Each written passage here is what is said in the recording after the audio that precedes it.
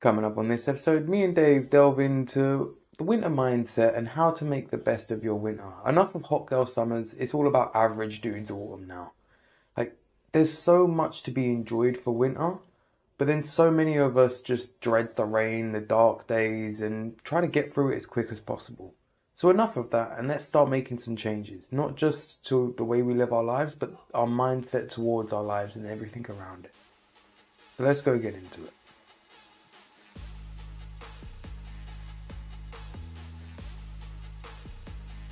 What's going on, beautiful people? This is the Perspective Chasers podcast. I'm your host, John. And I'm hungry. As always. We're not hibernating this winter? You big old bear? No point. Bro, it is that time of year where the days are getting shorter and the mindset tends to slip a little from oh, I've got time to do stuff and the world is my oyster to I want to stay at home and cuddle up with a movie in a friggin' hot blanket.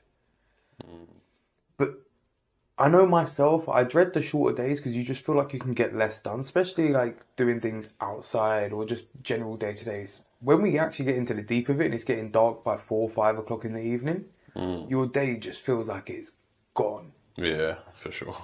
But that doesn't have to be a negative. No, not at all.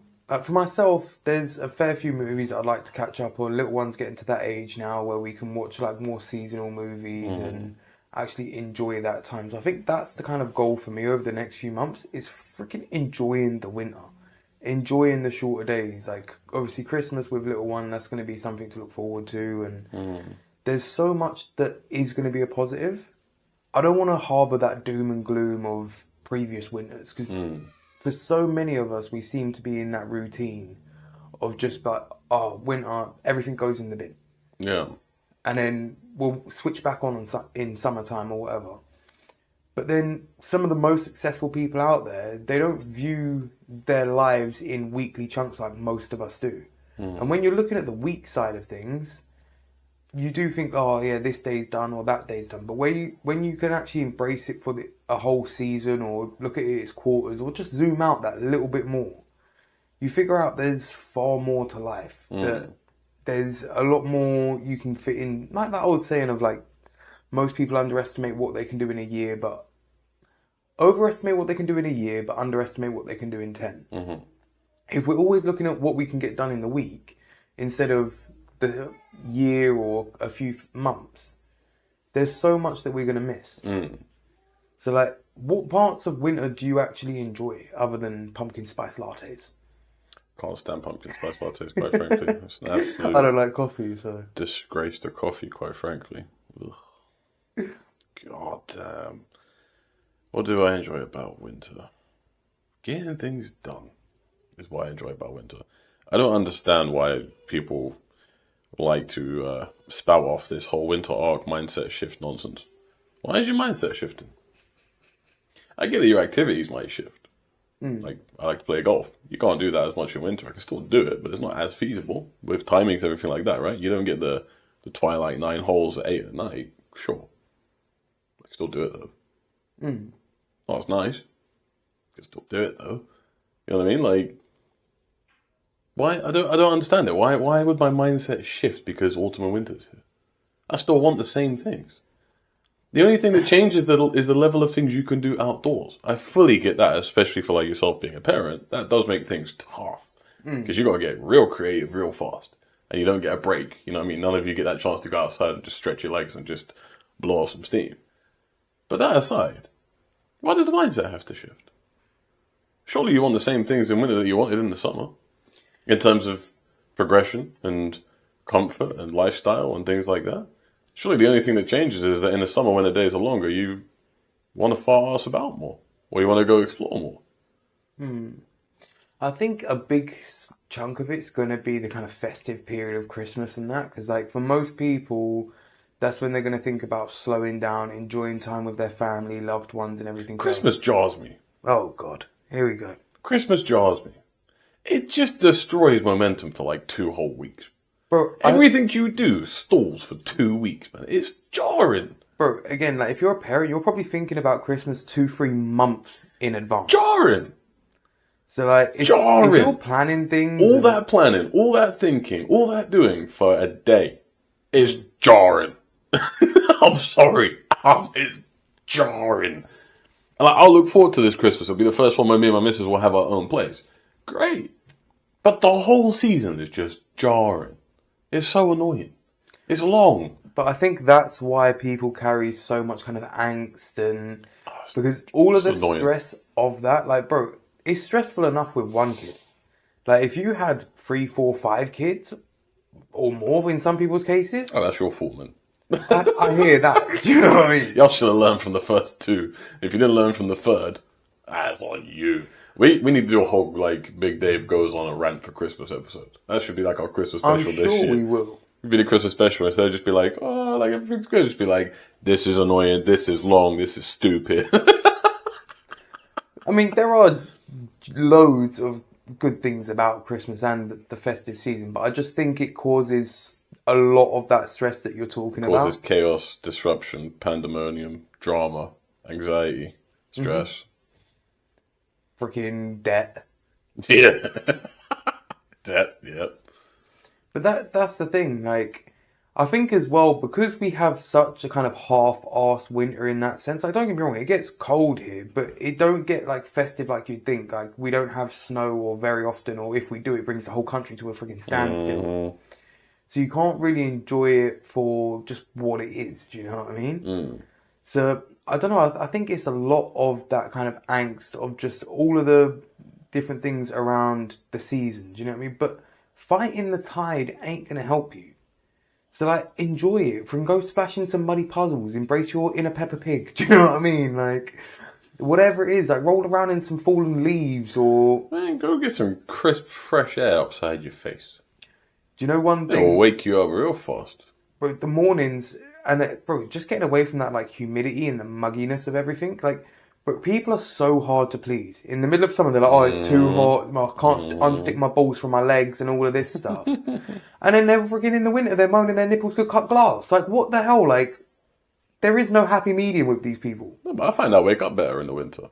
Like, actually waking up in my bed, bit harder, because it's darker, it's gloomier. But when I leave the house, I wake up a lot quicker and a lot better.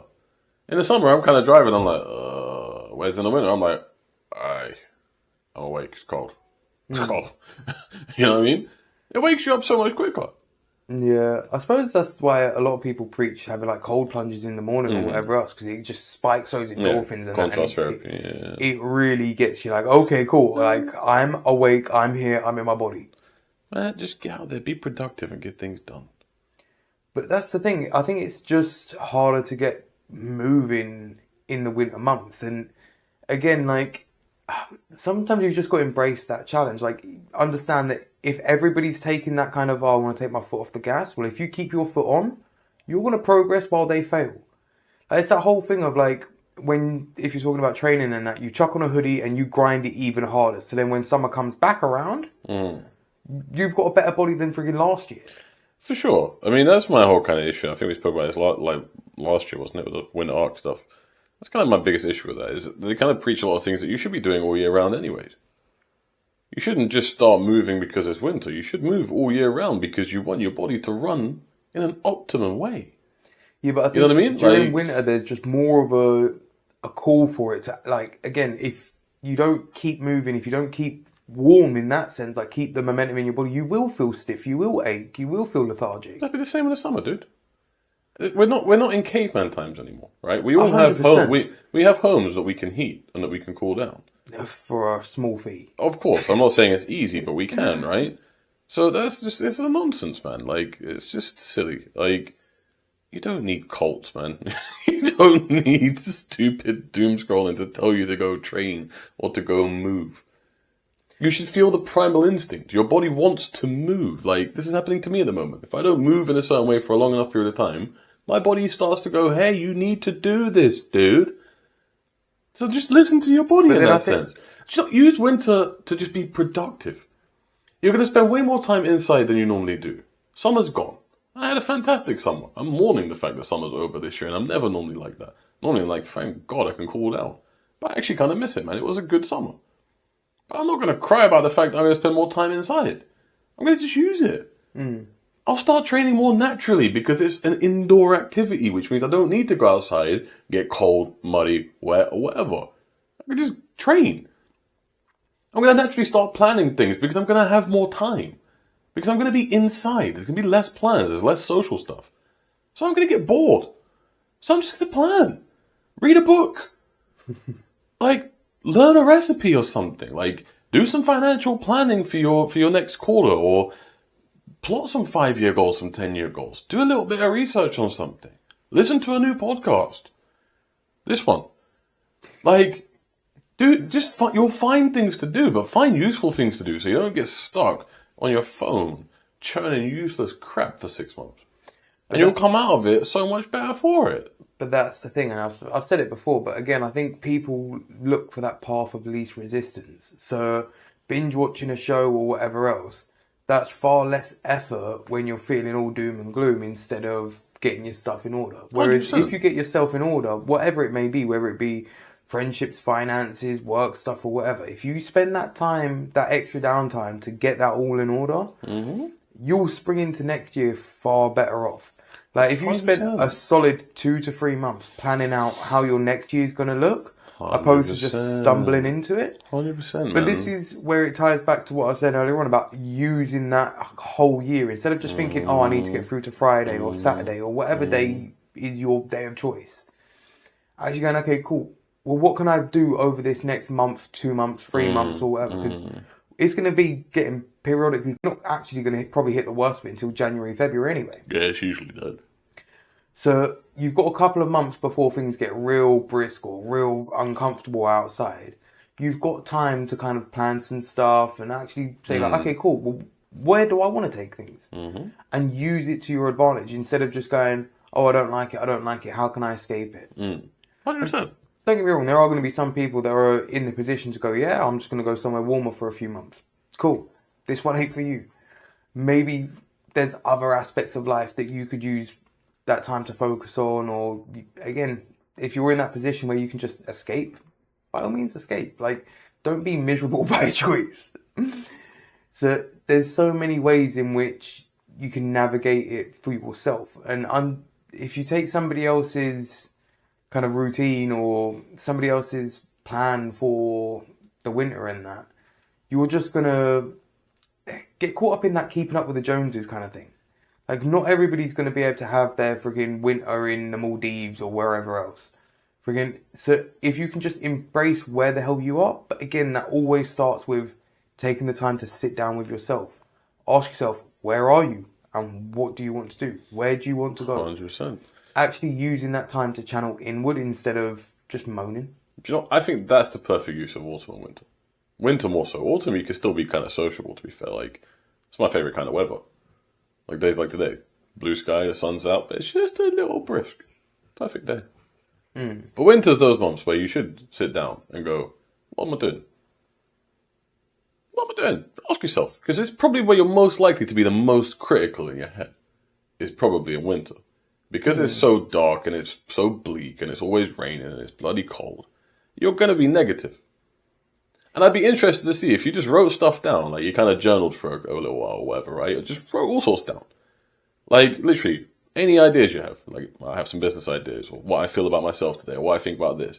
And then compare it 6 months down the line and see the difference. Because I genuinely think people will be way more self-critical in winter than they would in summer. I just think summer has that natural thing, whether you're sociable or not. I just think everyone's a bit airy-fairy. The sun comes out, the flowers come out, everything feels great, the days are long. So you're probably more positive than you realise. Because I think in those colder months, especially just after Christmas, I think people are probably way harsher. I think it's kind of, you touched on it there, like a lot of people, when the days are longer, they think, oh, I've got time to do this. Like if it's light until 9, 10 o'clock at night, you're like, oh yeah, I can do it later. Whereas if it's in the middle of winter and it's getting dark at 4 or 5 o'clock, it's like, oh, I ain't got no time to do stuff. Just because the sun's gone down, you think my day's up. But that's not the case. Like, think again about the people that spend 24 hours in freaking darkness or whatever. They break that cycle of thinking, oh, we can only do things when the sun's up, when the sun's down. Or especially in the Western world, we're stuck living by that clock. And although we consider ourselves in the 21st century, we've got light bulbs and all of this, we still fall victim to that thing of, oh, the sun's gone down, it's time for us to wind down. Mm-hmm. But it's not the case. You've still got the same amount of hours in the day. They just look a little bit different. Mm-hmm. So instead of going, oh, well, that's it, the day's done, we've just got to freaking call it a night or whatever else. See what you can do. Like, don't just give yourself that kind of out. Like, so many of us are going to go like, it's raining, it's cold, it's this, that, whatever, don't do it. But then, again, all the ones that go, no, I'm still going to do it, I'm still going to show up. All the people still going to golf or still going to the gym or still just going out socialising or networking, whatever it may be. All the people that still go in despite, they're the ones that are going to hit the next year stronger. They'll improve more anyways. Yeah. Like, especially for golf. Winter conditions are so tough. It gets windier. The grounds play different. Like, everything's different. So you get better. You get way better at just managing how you do things. Also, mindset will get stronger. If I could play decent in this bloody freezing and this pouring with rain, I could play great when the sun's out. You know what I mean? I think the appreciation just comes along with it as well. You know what I mean? You appreciate those warmer days. You appreciate the longer days. Like, I know, again, I think it's just that default in our brains that we have to kind of override, like, knowingly. We always just default to, oh, it's getting cold and dark and that's time to withdraw. But it's not the case. You get the same amount of time every damn day. That's simple. Use the damn time. I mean, I'm not even trying to be condescending. This is the stuff I'm telling myself at the moment. Just get things done. Just be a grown-up. Like, stop overcomplicating this stuff. Like, especially if you're someone like me who has a scenario where you don't have a family and you don't have crippling debts or anything like that, and you're actually fairly free to maneuver. If you're in that boat, fucking do it. Shut up. Just do it and stop being the nearly person and stop saying, oh, I have an idea, and then not thinking about it or not doing it. Write your shit down, get it in order, and go execute something. That's what this winter should damn well be about. Go do some stuff. Go make that positive change for yourself. Go train more, eat better, move more, think better. Withdraw a bit from technology here and there. Read a book. Like, honestly, like, this is the biggest message I give people. It's gonna get bleak. Life gets bleak. The world is bleak. God knows what's happening on Mars. That's probably worse. So what? Just get on with it. I mean, your point there made me kind of think a bit about, like, solitary confinement. Like, solitary confinement for any human is meant to be the most torturous of things that you can do to them. Just cut them off from any social interaction whatsoever, right?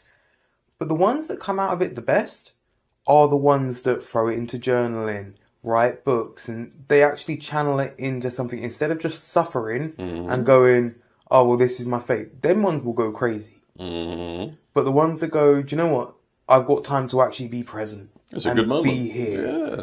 That's the time. And I guess winter is our own kind of slice of solitary in a sense, where, like, when you kind of become a bit more of a recluse and keep yourself to yourself a little bit more. But they're the times where you, not for escapism, but for self-reflection and, again, realism. Yeah. Like, let's stop escaping. We all do this. Like, literally this morning I was on my phone and I was like, why am I, stop this? Like, this is stupid. And it more annoys me when I realize I have such a powerful device in my hand that I could use for really good things, but I'm there wasting my time on it. Well, if I'm going to be glued to it, I may as well do something positive. Can I make a couple of quid? Can I research something? Can I just randomly search a question that comes into my head to figure out the answer? Like, can I plan tomorrow? Can I plan today? Like, there's something positive you can do on that device. It wasn't designed for this nonsense. Well, the thing is as well, these days, with the internet and AI and everything else, you genuinely have a freaking, nearly a supercomputer in your pocket. Literally. Majority of the time. So even if you don't know, pose it a question and chances are it will give you... You could be doing your morning poops and come away from that with a full-on business plan. Yet we doomscroll. What are we doing, bro? That's the thing. I think, again, like I've said it before, but we seem to always fall for that path of least resistance. Again, like when hunger strikes or whatever else, is it a drive-through or no, go home, make an actual decent meal or whatever else? Trust me, but like, I find that with the social media aspect, it's making it easier for me because the algorithm's so toxic at the moment. So toxic. See, I really ain't on social media at the minute. But it just doesn't resonate with me. Like, my core beliefs and fundamentals won't allow me to indulge in that stuff. So it's making it so much easier for me. Because my brain is naturally just going, yeah, we're not about that. I don't want to see that. I don't want to hear that. I don't want to know that. I'm keeping it moving, thank you very much. Like, give me cute dogs and stuff, I might be like, I'm down. When you start giving me, like, far right and all sorts of other crazy nonsense, I'm out, man. I'm see you later. Keep it moving. You know what I mean? But even still, like thinking back to like any time I do scroll on social media or when I was scrolling a lot more, I literally had that same thing where it's just like, do you know what? There's nothing here for me. I'm good, man. This Like, is not informative. This isn't entertaining. At least for me or whatever else. It was either something that's trying to gear you up to be angry, something that was going to be a thirst trap, something that's just blatant clickbait or freaking AI generated nonsense or whatever. It's just like, yeah, why am I here? Yeah, it's like, I'm good. See you later. Yeah. So that's... I'd rather go look out the window for 5 minutes. Bro, you'd have a better experience. 100%. It wasn't even a joke. I'd rather go look out the window for 5 minutes, man. I might see something and appreciate something, you know what I mean? Bro, you might just think about life for a second. 100%. Do you know what I mean? It's just a nonsense, man. But I think so many people are afraid of that. So many people are afraid of that quiet time, sitting with their own thoughts and everything else. I'm here for it. I wonder in that vein, how many people are actually afraid of being their best self? Like I've said it before in terms of like, bro, I kind of stick by it, but I'm kind of walking back on it as well. Whereas like, who would want to be 100% all the time? Like, bro, if you think about the thing of like, if you felt your absolute best day in, day out, you always had energy, like it sounds tiring, especially like when you're not in that position. But then at the same time, why would it be so tiring? Bro, I think the thing for me with that, right, is I don't want to be 100% all the time. But there's certain things I want to be 100% with all the time. Or like good with. Or good at all the time. Like, I want to be 100% good in my relationship. Because that requires work and I want that to work. And again, I've said this before on the podcast so many times. That's good work. And it's good work I want to put in. I hear you. And like, I want to be 100% fair to myself.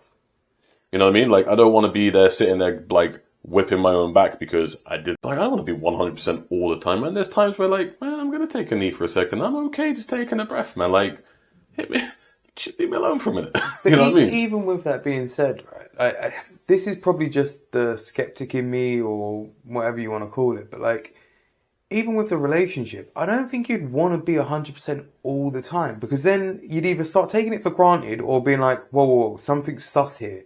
Like, you need a little hiccup, a little like, oh, we had it. Even if it is just a little freaking... I think you misconstrued my point a little bit. Flip that on its head is what I'm trying to aim at. Like, I want to be giving 100% to my relationship all the time, so I don't do that. That's what I meant by that. I just phrased it kind of poorly. I hear you. Like, I don't want to be 100% all the time, but I want to be doing things at 100, if that makes sense. So, like, with my relationship, for example, I don't want to drop the ball on it. So I want to be giving it my all the time. Yeah, it's not to say that it has to be a perfect relationship. It's to say that I want to be giving it my best all the time, whatever that best might be on the day. It could be that I'm there being, you know, their emotional support blanket. Or it could be that I'm just being 100% real with how I feel when I'm a mess. But I'm still giving it my all and it's raw and it's true. You know what I mean? That's what I mean. Like, I want to be giving, like, my own mental clarity 100%. Because I don't want to be bogged down in the crap. I don't want to be sitting there feeling sorry for myself whilst I'm scrolling through God knows what. So I want to do the positive things that actually help my brain go back to being a brain. Yeah. Like, I want to get back to that point where I actually have critical thinking. Where I can actually reflect on how I feel. Like, I don't want to close my brain down. I want to open it up. You know what I mean? So that's what I mean by, like, I don't want to be 100% all the time. That's not really possible, man. There's days where I'm going to be down on my knees, and that's okay. I'm going to accept those. So I don't want to rule those out, because there's something to be learned in that, man. Even if it's just, hey, man, it's good to feel something for a minute. And not just brush everything off. But there's things that I don't want to drop the ball on. And I want to keep giving 100%, because they're worth it and they're valuable. Yeah. I hear that. And, again, it is one of those things of, like you said, like, you're not always going to be 100%, but you can always give it your 100%. But That's the thing. I think there's so many people that don't do that in life because they're afraid of failure. Or if there's this thing of like, if you don't give something your utmost, you can always fall back on that and say like, oh, well, I didn't give it everything. Do you know what I mean? 100%. But that's just a scapegoat and you're fooling somebody. It's nonsense. And it's more than likely your damn self. 100%. And I don't think that's a successful mindset. No. What are you going to achieve with that mindset? Likelihood is meh. You know what I mean? Escapism at best. If you're okay with that, then you fill your boots, man. But I'm not. But again, it ties back to that solitary confinement. I think the worst thing for people is kind of sitting on their own and sitting with their own thoughts, which winter is going to be that time of reflection. And I think if you can actually plot out the kind of bigger year or the bigger scheme of things, where it's like, okay, cool, winter is my time for reflection, summer's my time for pushing and da-da-da-da-da, but you can't, if you ain't had that time to reflect, where are you pushing to? You need that downtime to plan and everything else. Like, if you was 100% all the time, always healthy or whatever else, when are you ever going to take that time to actually do some freaking, like, mind-numbing watching of whatever you may freaking enjoy or whatever? Like, sometimes you need that downtime, and sometimes an illness or whatever else is a bit of an excuse for that. So, Yeah, but I think even then with downtime, I think there's healthy ways of doing that. proper itchy nose today. It can't be hay fever. Like, if I'm chilling out at home and I'm like, hey, I've done everything I need to do today and I haven't really just chilled for a minute. What's better for me? Watching some stuff on YouTube that I actually like watching because I follow them. Like the YouTube golf stuff or stuff that I find interesting or entertaining. Or doom scrolling. Yeah, doom scrolling's never a good shout. But you see my point? I'm going to get way more enjoyment out of actually watching the stuff on YouTube that I actively follow because I enjoy it. So I'm going to do that. Or if you, like, my missus really likes watching different series. Okay, that's going to be way better for you than just... That's nonsense. I'm sure there's other things that equate to the doom scrolling as well that I'm missing out because I just maybe don't do it or I don't know. But if it's like proper, like, hey, I've earned this minute, man, I'm going to take the evening and just chill out. That's okay. Bro, in the 90s, we used to watch TV shows. We used to wait every week for it to come out and everyone would be around the TV. So what's wrong with that? I don't think there's anything wrong with it. I think it's the amount, though. For sure. But again, like, even it's with that doom concept scrolling, now that you've got to a point of, like, healthy downtime and unhealthy downtime. What madness is that? Kind of says a lot. I mean, bro, obviously with doom scrolling, that I was gonna say it depends on the algorithm that you have. Like, if you've got a decent feed, Good luck. yeah, to curate a decent feed is gonna be freaking I impossible. think it's beyond curating it, bro. I think it's just forced now. Probably, but then that gets into like the psychology of what keeps people scrolling and the random hits of dopamine when you do come across something good, and then, but again, like, just realize you're getting taken for a ride. That's probably the most powerful thing you can do if you are subject to doom scrolling, is realize that you're just somebody's statistic or a number or a view or whatever else. And that takes, at least for me, it takes away a lot of the enjoyment from it. Bro, the biggest thing that gripes me is watching somebody else react or comment on somebody else's video or whatever. Because it's like, bro, you haven't even made something yourself. You're literally just a face on somebody's thing going, like, sometimes not even saying anything. And it's just like, oh my days, you're repurposing. Bro, it's like when Boss Man buys a multi-pack and then puts it on the shelf and tries charging you extra. It's like, mate, who are you fooling? Like, seriously, you're that really winds me up. But that's the thing. There's so many aspects in life of it's just, you're getting... What's the saying about free stuff? If there's no price, you're still paying it. It's just... I'm butchering it beyond all belief, but there's a thing about nothing in life is for free. So if you've been given something for free, you're the price. So either your attention, your dopamine, whatever it may be. Like, there's a reason social media is free. Why do you think? They're getting your data. They're getting all of the information about you and they're selling it. Like, bro, all of these freaking companies have been dragged through courts and everything else for doing it too much, for taking the piss with it. So if you don't think there's a product being sold, you're the product. Correct. And if you realise that, it saps a lot of the fun out of social media and that. Like, but there's just no... there's no benefit to over consuming anything. But social media, it's not even social anymore because most people don't actually communicate on it. Nope. Beyond frigging negative comments or whatever else. They just observe. Mm-hmm. And it's just, why are you, like, I said it before, but people only enjoy that because peeping's illegal. Like, people are just nosy. They want to know what's going on in somebody else's life, but they don't want to go, hey, how are you doing? Because then if they see somebody doing better than them, we're back to keeping up with the Joneses. Yeah. So people just want to be that nosy neighbour peering through the curtains. Like, what's going on outside? Who's shouting? What's going on? I heard a bit of commotion. Like, bugger off, Karen. Like, there's so many instances where just keeping yourself to yourself and focusing on your own grind and where you want to go is going to send you so much further down any given path than scrolling on anything. I agree. Is there anything else you want to say about the winter? I say we wrap this up so I can finally eat. Yeah, that sounds about good. So the seed for this episode is going to be spend this time kind of, not revising, that's the wrong freaking word, reviewing, like where you want to go and what you want to do, like plan, plot, Take scheme. stock. Yeah. Like, your own personal inventory of your life, your friendships, your finances, your work life. Everything you can, go through it with a fine-tooth comb. Because, hey, you've got the time. Use it.